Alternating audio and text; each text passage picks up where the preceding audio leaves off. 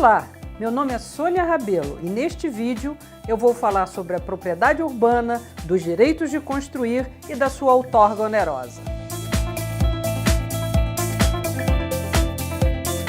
Vamos iniciar a nossa conversa explicando o que é outorga onerosa dos direitos de construir. Essa expressão foi introduzida no ordenamento jurídico brasileiro pelo Estatuto da Cidade, que é a Lei Federal 10.257, do ano de 2001.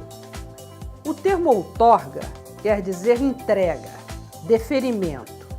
E a primeira pergunta, então, é: quem é que entrega o direito de construir? Ou melhor, quem entrega onerosamente o direito de construir? Já respondendo a essa pergunta, podemos afirmar que a entrega onerosa dos direitos de construir é feita pelo poder público municipal, mediante uma contrapartida, um pagamento. Vejamos o porquê e como isso se passa. O Estatuto da Cidade, no seu artigo 28, previu um instrumento urbanístico da outorga onerosa dos direitos de construir. Ele diz que o plano diretor poderá fixar áreas nas quais o direito de construir poderá ser exercido acima do coeficiente de aproveitamento básico adotado, mediante contrapartida a ser prestada pelo beneficiário. O caput do artigo 28 está falando da possibilidade de se construir acima do coeficiente básico mediante contrapartida. Parágrafo 1º. Para efeitos desta lei, coeficiente de aproveitamento é a relação entre a área edificável e a área do terreno. Aqui, a norma federal define o que é coeficiente de aproveitamento, que é também chamado, coloquialmente, de índice de aproveitamento. Parágrafo 2º. O plano diretor poderá fixar coeficiente de aproveitamento básico único para toda a zona urbana ou diferenciado para áreas específicas dentro da zona urbana. Neste outro ponto, a norma estabelece que haverá, em princípio, um coeficiente único e básico para toda a cidade, mas, em áreas específicas, esse coeficiente de aproveitamento básico poderá ser diferenciado do geral, como uma exceção, evidentemente, já que a regra é ter um coeficiente básico igualitário para toda a área urbana. Parágrafo 3º. O plano diretor definirá os limites máximos a serem atingidos pelos coeficientes de aproveitamento, considerando a proporcionalidade entre a infraestrutura existente e o aumento de densidade esperado em cada área. Neste parágrafo, o dispositivo faz uma relação com o caput do artigo 28, ou seja, define que além do coeficiente de aproveitamento básico, que como vimos deve ser geral para todos, o planejamento da cidade pode permitir coeficientes maiores do que o básico, aos quais chama de coeficientes máximos. Esses coeficientes máximos são aqueles de interesse para a urbanização da cidade, mas eles só serão possíveis de serem estabelecidos se houver infraestrutura urbana em condições de atender o adensamento. E é justamente pelo deferimento desses coeficientes máximos de aproveitamento que irá incidir o pagamento da outorga. O Estatuto da Cidade, ao dispor sobre direitos de construir, especificou duas tipologias de direito: o direito de construir básico e os direitos de construir máximos. O primeiro, que chamou de direito de construir básico, seria o direito de construir de qualquer proprietário de terreno urbano. Ou seja, é o direito que ele tem de fazer uso da sua propriedade imobiliária dando um uso útil, como, por exemplo, usar o terreno para construir uma casa para morar. A moradia é o uso mais básico, mais útil e mais elementar que qualquer pessoa que tem um terreno urbano pode dar ao seu lote, construindo ali uma casa.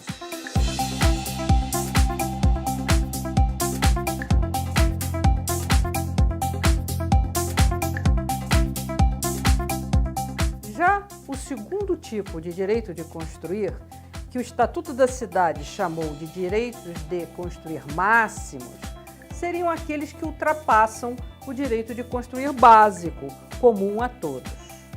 No caso do proprietário de terreno urbano querer usar a sua propriedade para construir mais do que o coeficiente básico, que é deferido a todos, ele precisará não só do seu direito básico de construir, mas também de direitos de construir adicionais. Os direitos adicionais serão usados para desdobrar a extensão original do seu terreno em vários terrenos, verticalizando a propriedade num processo de urbanização. Para fazer isso, o proprietário deverá solicitar ao poder público a outorga desses direitos de construir adicionais, mediante pagamento de uma contrapartida, que pode ser cobrada em dinheiro ou em bens e serviços, de acordo com o interesse público. Portanto, ao falarmos de outorga onerosa dos direitos de construir, estamos falando de solicitação e deferimento de coeficientes de construir adicionais ao coeficiente básico do proprietário. É bom lembrar que a outorga dos direitos adicionais só pode ocorrer até o limite dos coeficientes máximos previstos pelo plano diretor para a área do terreno. Para entendermos melhor essa questão, façamos uma comparação com o imóvel rural. Se um agricultor compra um terreno rural de 700 metros quadrados, quantos metros ele vai poder usar com suas plantações ou colocando seus animais? Parece simples a resposta. Ele só usará 700 metros quadrados do terreno que comprou. Vamos imaginar agora um indivíduo que compra um terreno na cidade, um terreno urbano, com 700 metros quadrados. Quantos metros quadrados ele poderia usar?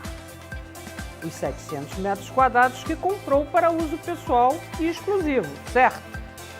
No entanto, na cidade, por vezes, a legislação urbana permite que nesse terreno de 700 metros quadrados se construam 1.400, 2.000 ou 2.500 metros quadrados por interesse dos Objetivos de Desenvolvimento Urbano definidos localmente. Chamamos essa multiplicação dos direitos de solo urbano de solo criado. O problema é que, por conta dessa legislação urbana, por vezes se pensa que quem comprou um terreno urbano de 700 metros quadrados, igual a quem comprou um terreno rural com metragem similar, teria o direito de usar mais metros quadrados do que ele efetivamente comprou. Mas se o indivíduo comprou e averbou no registro de imóveis um terreno urbano de 700 metros quadrados, por que ele teria o direito de multiplicar o solo deste terreno adquirido para usar não só os 700 metros, mas 1.400, 2.000, 2.500 metros em uma construção gratuitamente? Só porque a legislação permite este uso adicional em função de uma infraestrutura pública que foi construída pela cidade? A partir deste raciocínio simples é que se pode deduzir que quando um indivíduo compra um terreno urbano de 700 metros quadrados, esta é a extensão física da sua propriedade, a qual ele tem direito de usar pessoalmente com exclusividade. Este seria o índice 1, o índice básico de uso do terreno pelo proprietário e que poderá ser usado sem contrapartida. Mas, se o indivíduo quer usar mais metros quadrados do que tem o seu terreno, por exemplo, se deseja usar o dobro dos metros quadrados que tem o seu terreno fazendo uma construção não de 700 metros quadrados, mas de 1.400 metros quadrados, ocupando o espaço aéreo da cidade e criando solos adicionais. Como fazer para adquirir este solo adicional?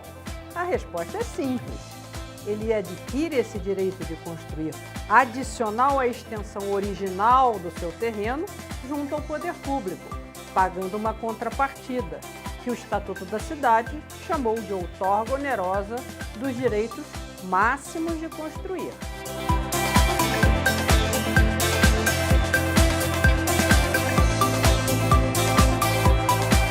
As edificações verticais que usam os índices construtivos máximos os usam sempre para multiplicar por 2, 3, 4 e até mais a extensão do solo original do terreno.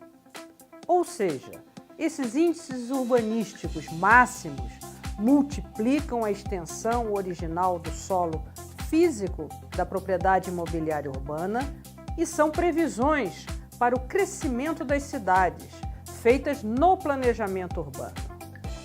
São, portanto, recursos públicos urbanísticos da cidade.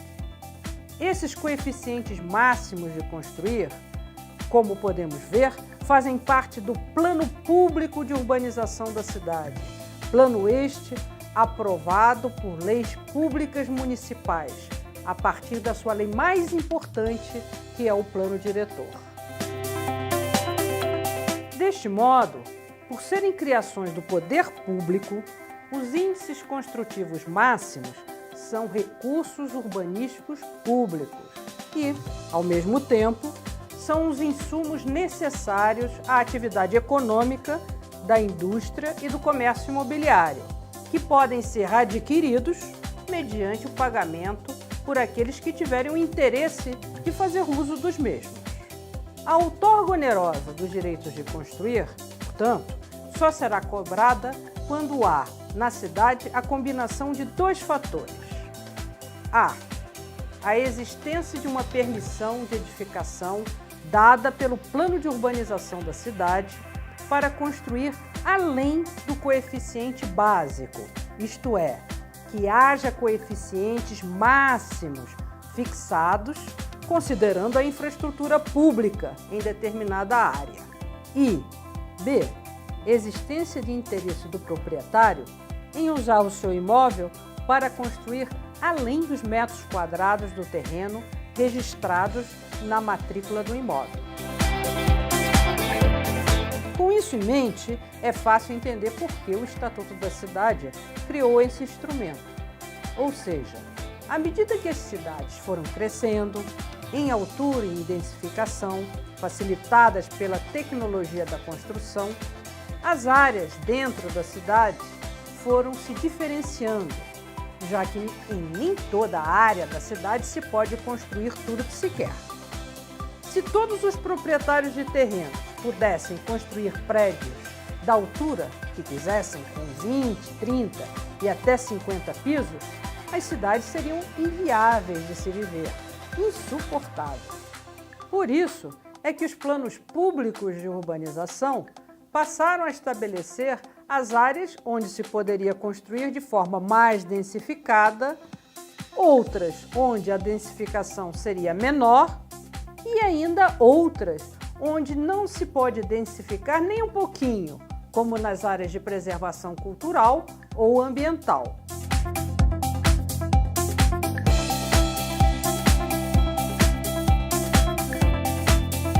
A diferenciação de intensidade de densificação, que se reflete nos diferentes coeficientes máximos de aproveitamento do terreno, tem um impacto direto nos preços dos imóveis. Ou seja, de modo geral, quando a legislação pública permite que se construa várias vezes a área original física do imóvel, essa permissão pública gera um multiplicador no preço do terreno, a favor do proprietário do mesmo. Podemos entender com isso que a legislação que permite o proprietário multiplicar verticalmente a área original do seu terreno tem dado ao seu proprietário, gratuitamente, um multiplicador também no valor monetário do seu imóvel, gerando com isso um enriquecimento sem causa. Enriquecimento sem causa é o enriquecimento de alguém cuja causa foi gerada por outra ou outras pessoas que não aquele que se aproveita do benefício.